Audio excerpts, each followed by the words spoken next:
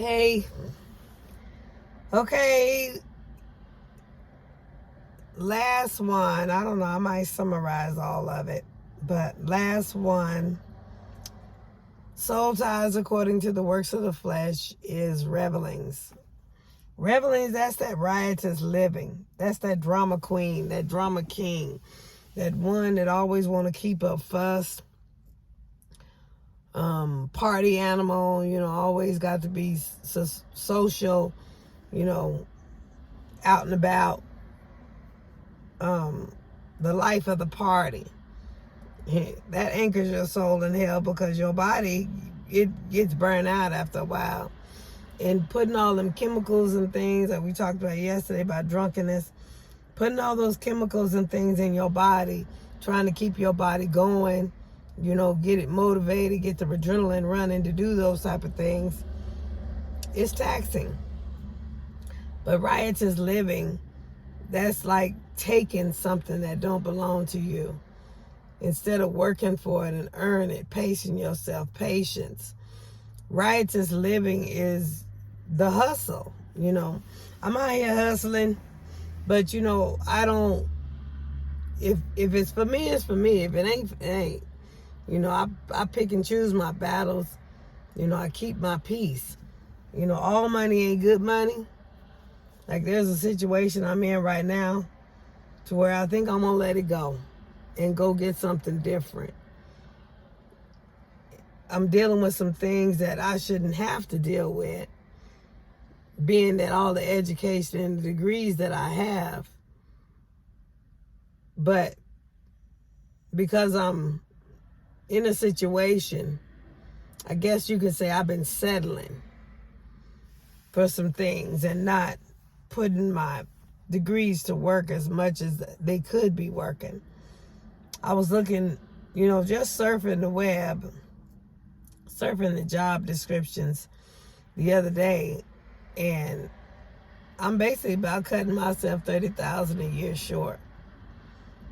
And I really don't work for the money, but when what you're doing is not suffice, or it's not benefiting you the way it was. I mean, at the beginning, it was, that's how the enemy gets you. In the beginning, it's all good.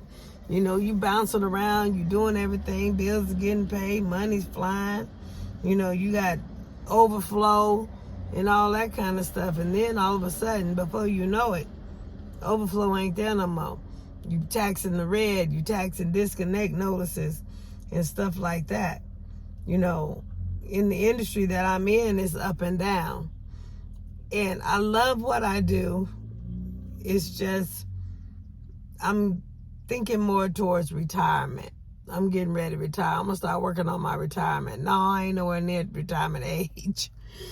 But I'm going to start working on it. In order to get some retirement, I got to plan for it. I'm going to start planning on my retirement. Sit around my kids, my children. I can't stand calling them kids.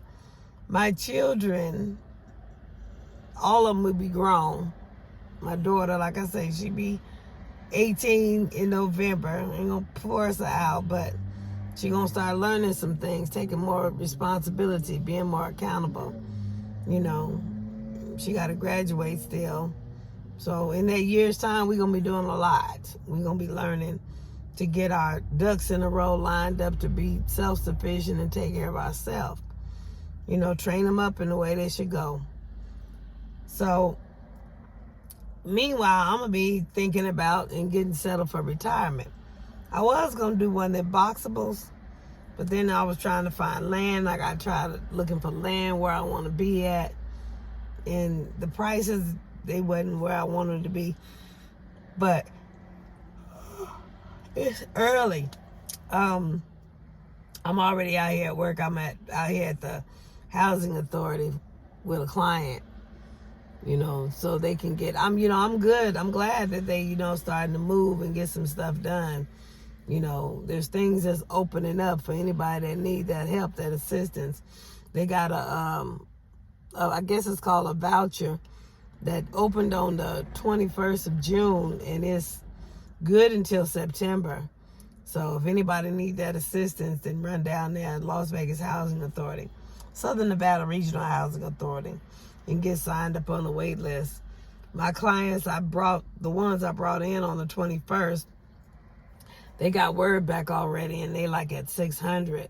So I don't know where it's at now.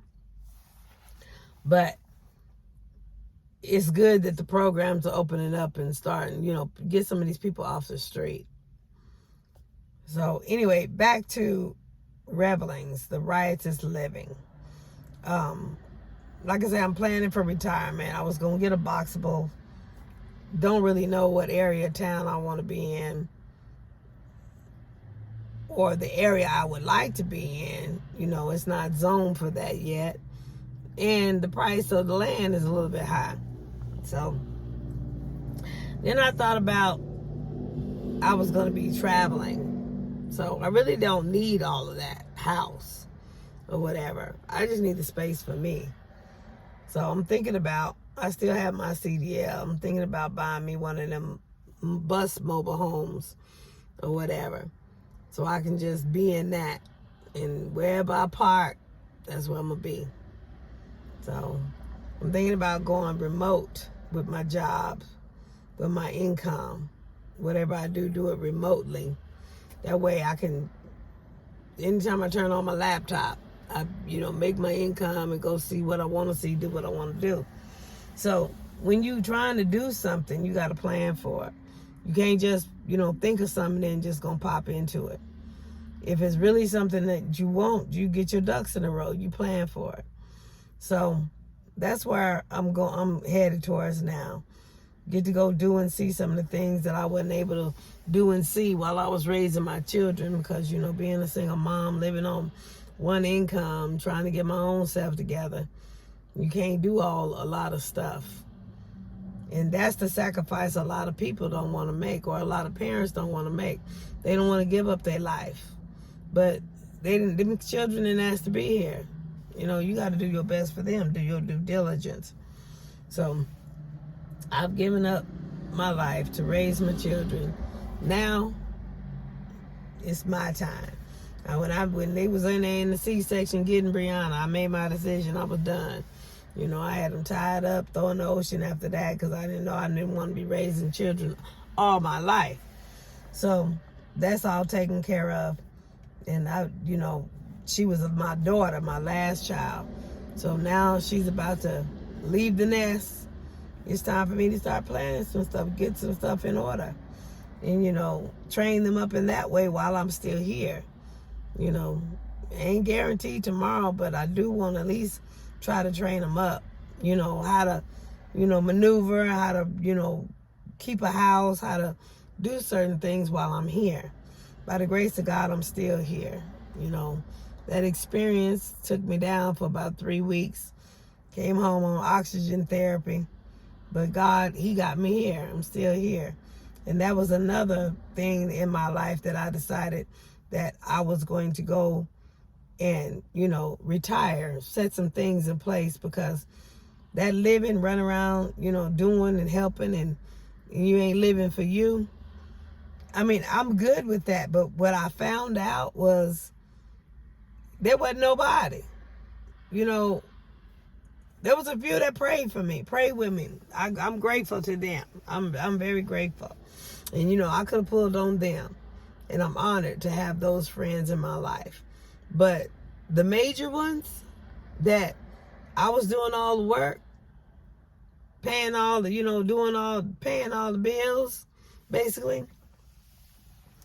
Let's say I was giving more than a lot more was, because I had the access then, I had the finances then. But didn't even show up. Matter of fact, I had to make phone calls to let them know I was still breathing. But like I said, when you deal with stuff like that, it gives you a conscious interrupt. It's not that I didn't know, but when it's slapped in your face like that, it hits a little different. It feels a little different. Not saying I don't, love them and all that kind of stuff still. No, if you love somebody, it's genuine. You can't just take it back if it's genuine. But you learn to love from a distance. I would hate to see anything wrong or anything bad happen to anybody. But you got to learn to, keep your distance. If it's not beneficial, if it's causing you more hurt, harm, and pain, you got to walk away sometimes. You got to step away. So it helped catapult me into thinking about my retirement. Blessed are those who are persecuted.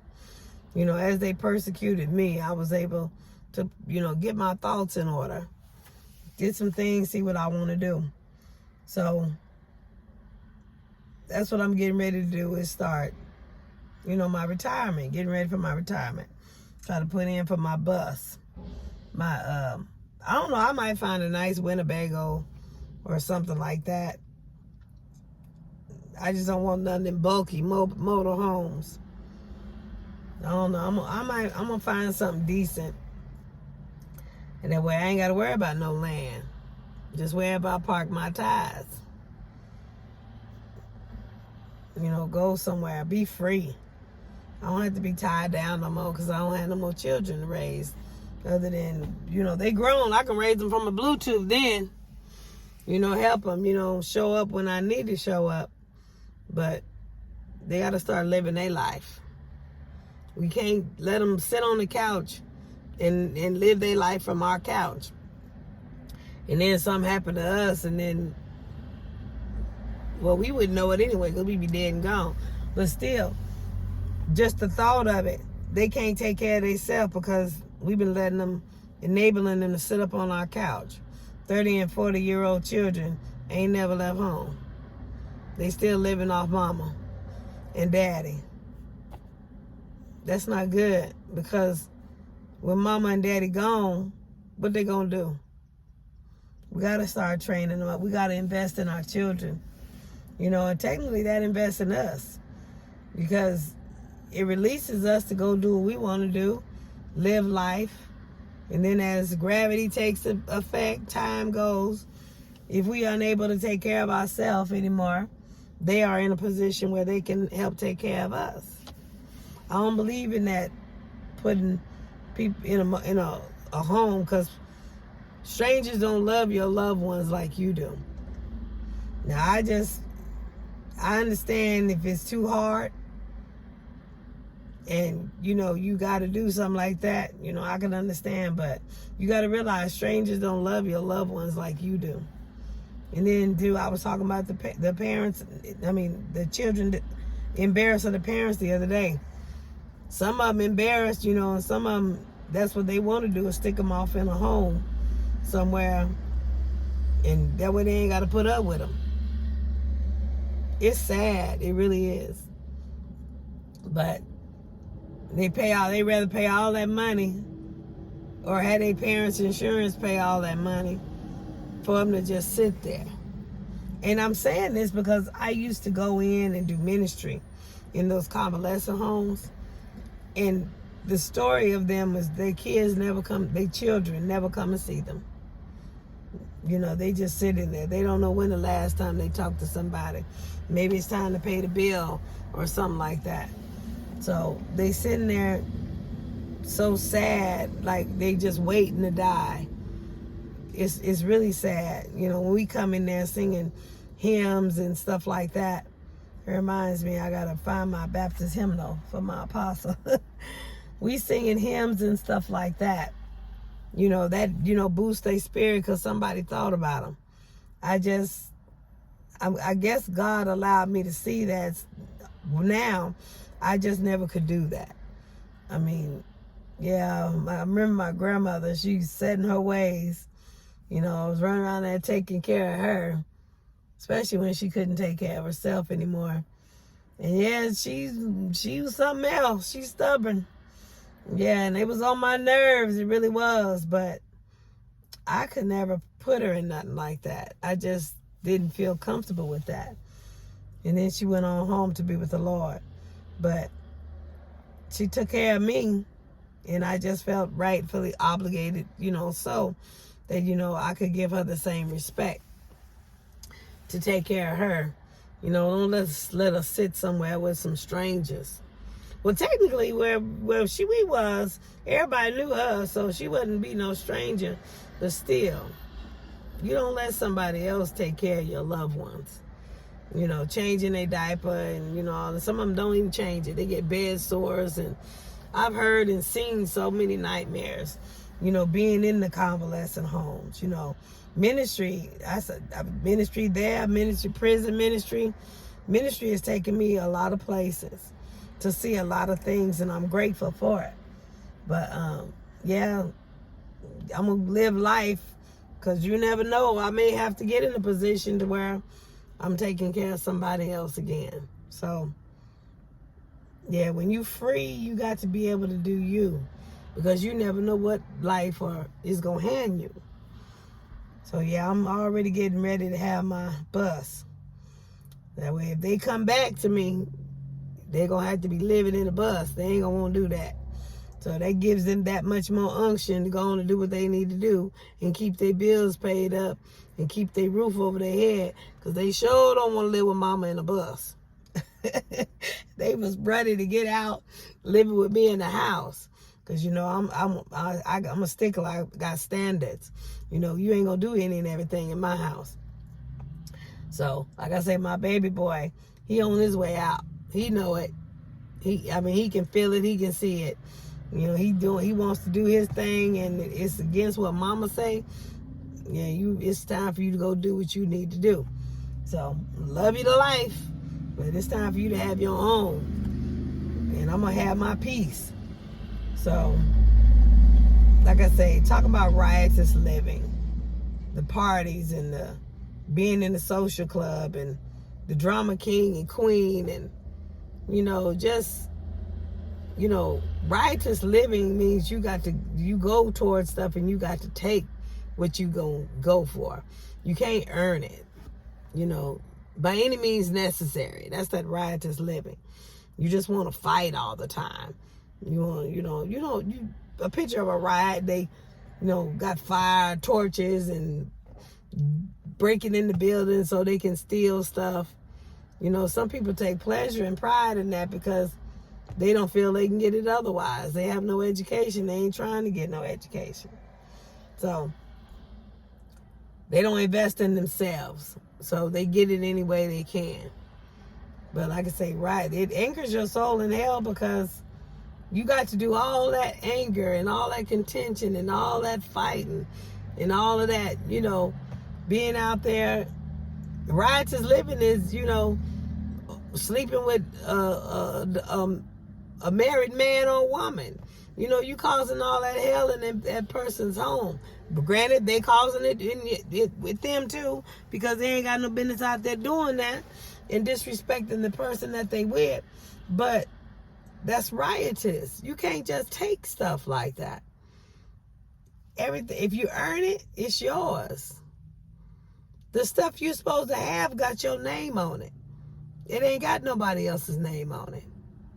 So, don't be riotous. Earn your stuff. Your job, your money, your spouse. Earn everything. Work towards it. Don't just go take it. Being riotous, angry, and that's heart attack and stress and stroke and all of that. It's taxing on the body, on the flesh. It's too much for the flesh to handle, and next thing you know, you're dead. So, and God is not pleased with that. God is a God of peace, love, joy. He's not pleased with that. And when you stand before him and you got to answer for that, there's no justification. None. So, I wanted to pop on here and talk about the last one, which is Revelings. And the final verses, and such as these things. That's anything along those lines that wasn't mentioned back in the day. You know, there are some things in there, works of the flesh, that's in there that ain't mentioned because we call it something different now. But it means the same. Rape is not in there, but we know what sexual immorality is. Arguing and, you know, fighting, that's reveling, rivalry, you know, stuff like that. Anything along those lines, that's what and such as these things mean. Anything along those lines, anything that causes havoc and chaos and confusion, God is not the author of that. If you are havoc and causing confusion, you know who your father is, the prince of the air. So live a peaceful lifestyle, a life of the spirit. Walk in the spirit. When you walk in the spirit, you walk in the fruits of the spirit. You walk in love, joy, peace, long suffering. You walk in those things. That means what walking in the spirit means. But if you walking in the flesh, you doing all manner of evil, committing adultery, fornicating, all of that. Your soul, if it walks in the spirit, you know, you gravitate towards God. You keep your salvation. But when you walking in the flesh, trying to feed the flesh, crave the flesh, you know, you're not glorifying God in the flesh. You can't glorify God in the flesh. You have to live by the law, and the law can't glorify God. Matter of fact, the law can't even save you. The law couldn't save Moses. So only Christ, walking in the spirit of Christ, he came and died for us. And he left the comforter, the Holy Spirit. So when you walking in him, when you have the Holy Spirit deep down on the inside of you, on the inside of your soul, and you walking in him, you are walking in the glory of God. That's how your soul is not anchored in hell. That's how your soul is giving God glory. So anything that wasn't mentioned don't mean that it ain't in the Bible.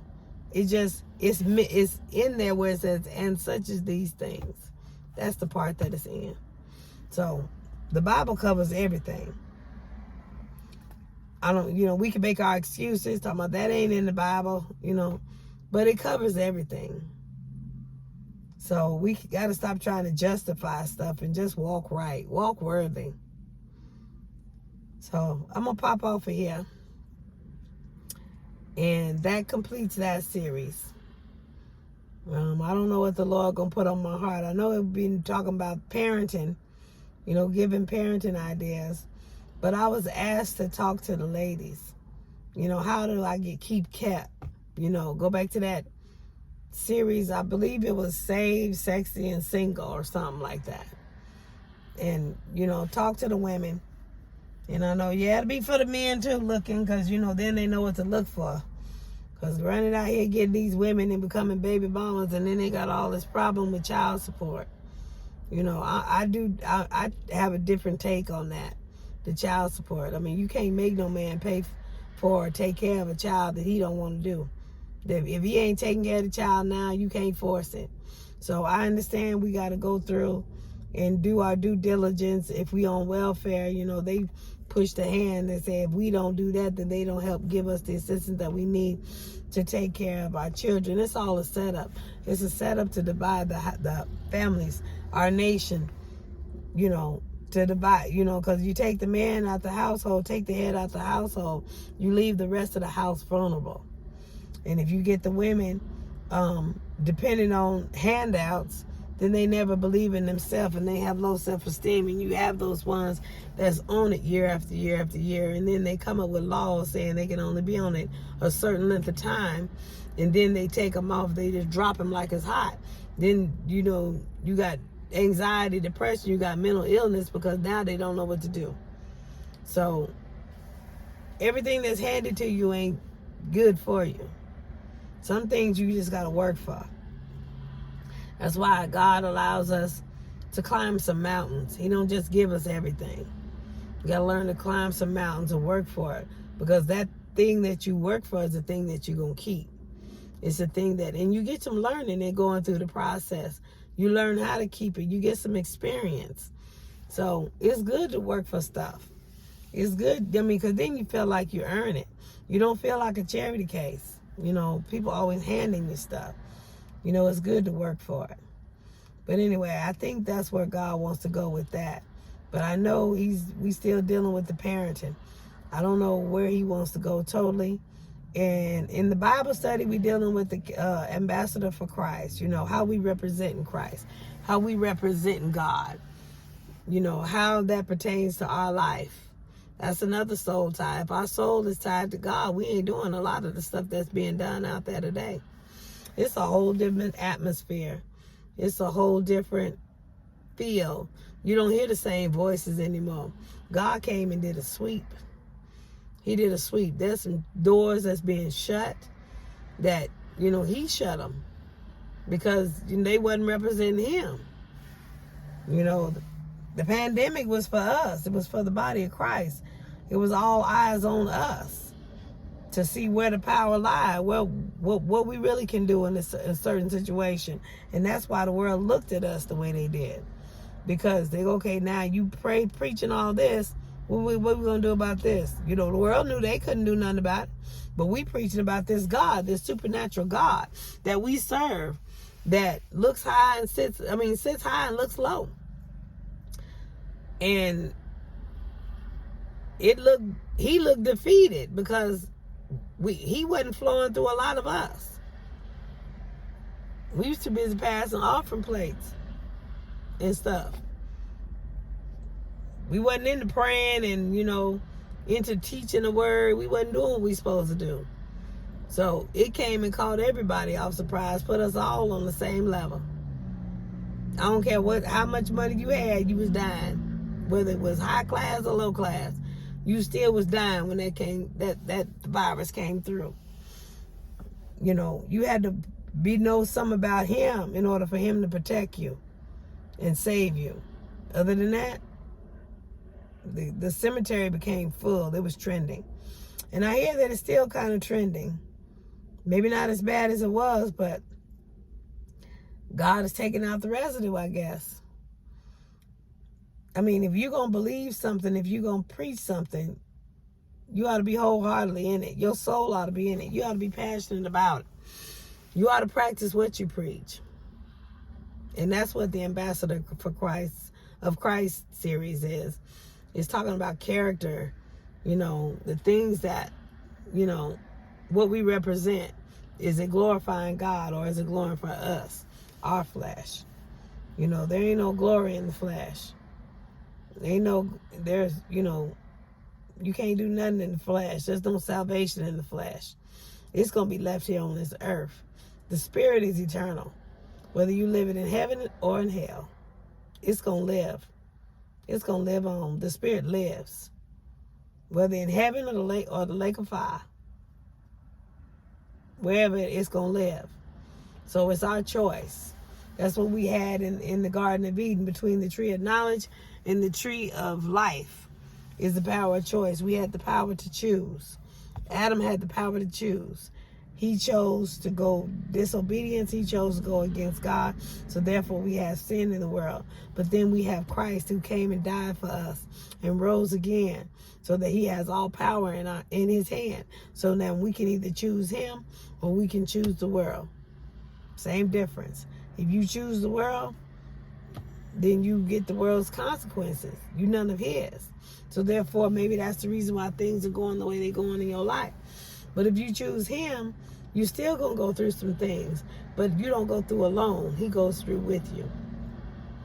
Like I went through that experience. That don't mean I'm not none of his. He just walked me through it. Brought me through it. He wanted me to see, you know, get some experience on that to be able to talk to people, to show people, teach people. So now anybody that is in that experience, I can tell them a few things. You know, do this, you know, Vicks Vapor Rub, you know. I testify, sharing my experience. You know, even the ones that's coming out And, you know, they didn't come out on oxygen therapy. Well, you need to get your insurance to get some oxygen therapy. You know, do something. Because everybody ain't going to tell you everything. All hospitals ain't the same. And like I say, I just believe that if I hadn't fought as hard as I fought to get up out of there and made them so mad, I don't know. They probably wouldn't have sent me home on oxygen therapy anyway. But I fought and fought and fought and fought until 21 days. That's how many days that your Medicaid will pay for you to be sitting up in a situation. After 21 days, you're on your own. They got to release you, or the hospital got to take care of you for free. And you know the hospital ain't even doing that. So they hurry up and got me out of there on the 21st day. And then they sent me over to rehabilitation so that they can get paid. But rehabilitation ain't that long. And they wasn't trying to hit me no more. So yeah, they got me down to, 2 liters and sent me home with a tank.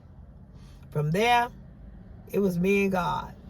Because I never did get a nurse to show, we got them to show us how to use the tank and set it up, and my daughter learned and all that. But as far as when I was supposed to come off and all that, I never did get a nurse. So I started weaning my own self off by the grace of God. And when I felt, I was sleeping it all night because I didn't know what was going on. But in the daytime, I would take it off, you know, use my pulsometer. And when it got low, I would sit down and get some, you know, because like I said, I had to be my own nurse. I had to do a lot of stuff my own self because there was no help. There just was no help. I was so upset that I was running around helping and doing, you know, the hardest working woman in ministry, and there wasn't no help. So you learn when you know better, you do better. And that's where that sits now. God made me a better woman for it. And I'm healthy. And back to doing stuff even better in a Cadillac. So, working harder, making money to make this payment. But yeah, I don't know. I guess I'm going to keep it as long as the warranty or whatever. But I'm working on getting my bus now. So I can just, wherever my wheels park, that's where I'm going to be.